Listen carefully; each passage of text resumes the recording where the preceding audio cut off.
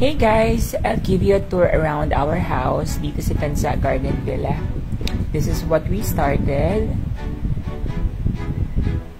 Empty land on the side and no extension at all. And this is how it is now after the renovation. So this is the side since nasa corner lot kami. So, meron tayong two faces. One on the side and one in the front. So here, naglagay tayo ng landscape. Maliit na landscape lang naman para lang mabigyan ng konting buhay yung harap ng bahay natin. Naglagay din tayo dyan ng tiles sa wall niya. This is the tubular gate na sliding. And ito naman yung how do you call it? Pedestrian gate or the service area gate. And here going inside, meron tayong small collections of plants and flowers para sa ating grotto. Palagay rin tayo ng grotto dyan para may bantay tayo sa loob ng bahay natin. This is the part of the garage area. So, nakapark yung ating e-bike there. It's a must pag nandito ka sa Cavite na meron kang e-bike. Para sa mom ko yan. Then, here sa ceiling, we use spandrel. At naglagay din tayo ng sliding door na French type.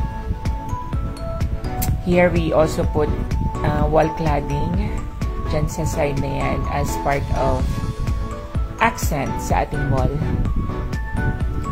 And then, ito yung ating screen door. At pagpasok ng bahay, ito yung makikita mo.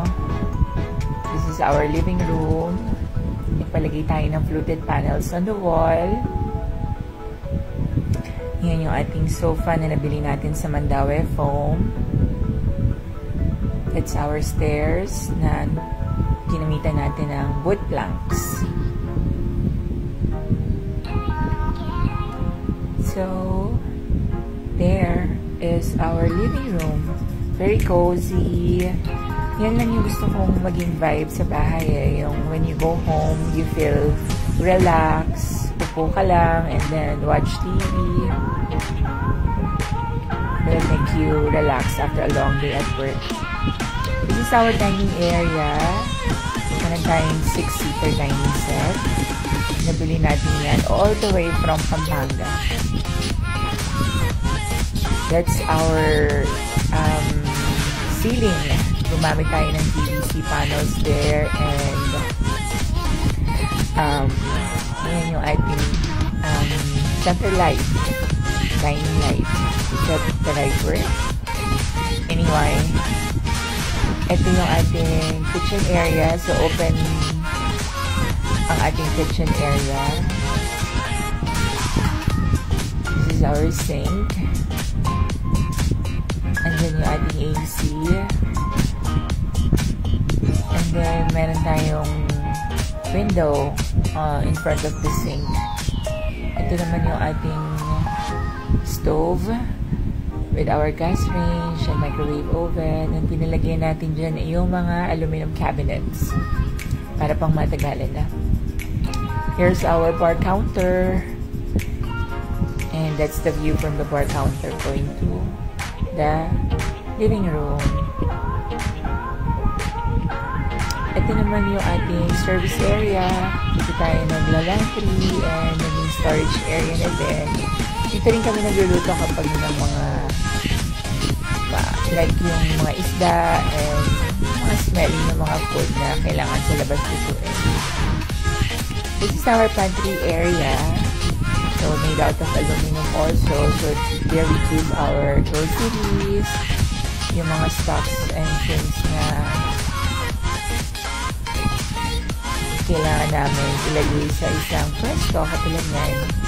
That's the counter. That's the pantry. Pantry cabinet. So, marami siyang storages para marami kang pwedeng ilagay. Diyan sa baba, meron din. Di ba para naka-arrange at saka naka-organize yung mga gamit mo, hindi kalat-kalat. Yan, may under-sink cabinet din tayo. That's our dining area, our living area, and here's our powder room, sabi natin, or like a toilet and bath na rin dito sa downs, dito sa baba. And here's our stairs going up.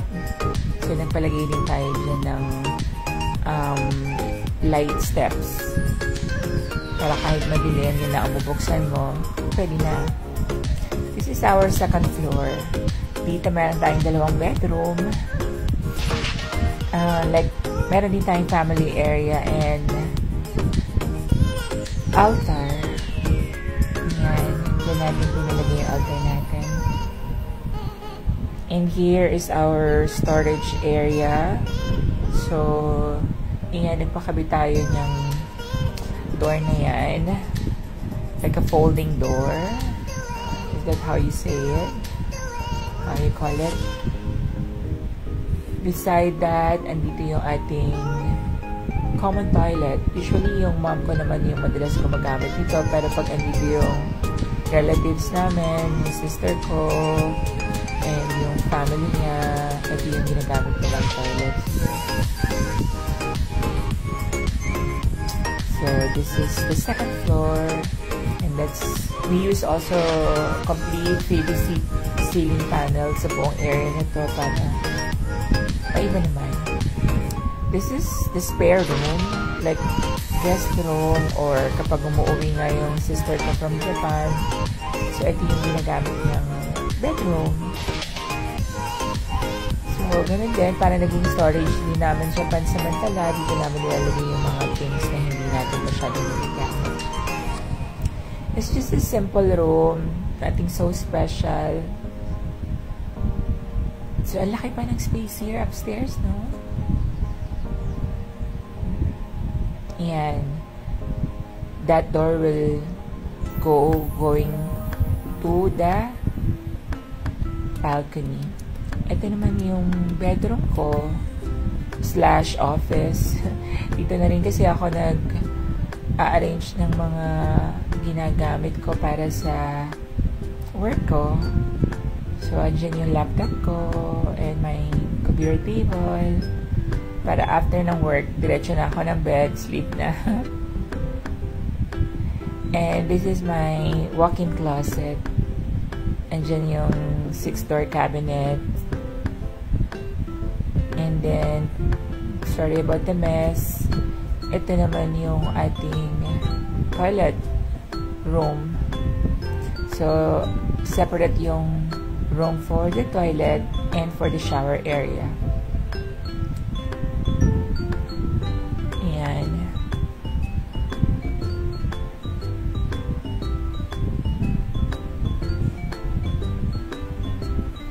And this is the shower area. And then the shower, and this is the lavatory sink.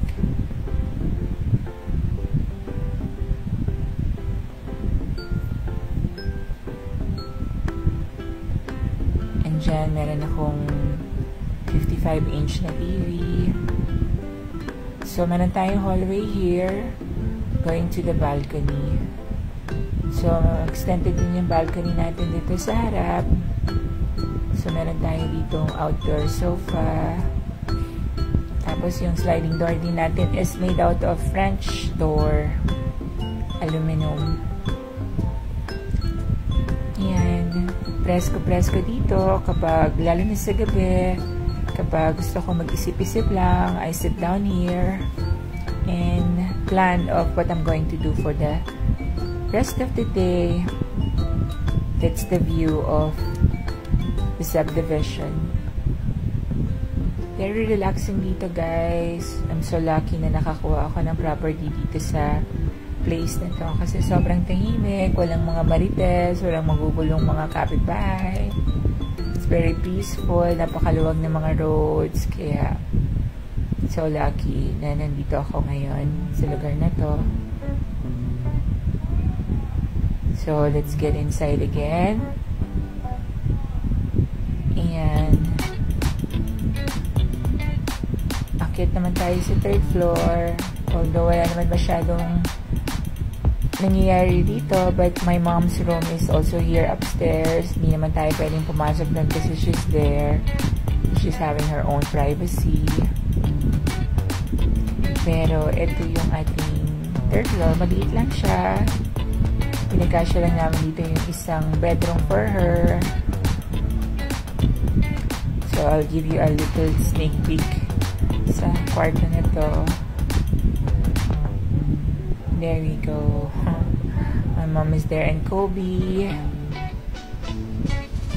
So, ito naman yung another room kung saan pina-extend ko yung likod. In here, andito yung mga alaga niya. Alaga ng mom ko, yung mga cats niya. So, meron silang separate na area just for them. Para hindi na sila kailangang mangulit pa sa baba. So, here na lang yung kanilang place. Hindi ko pa natatapos yung ceiling dito. Kalahati pa lang yung ilalagay kasi naubusan ng stock yung ating supplier. So, yan. So,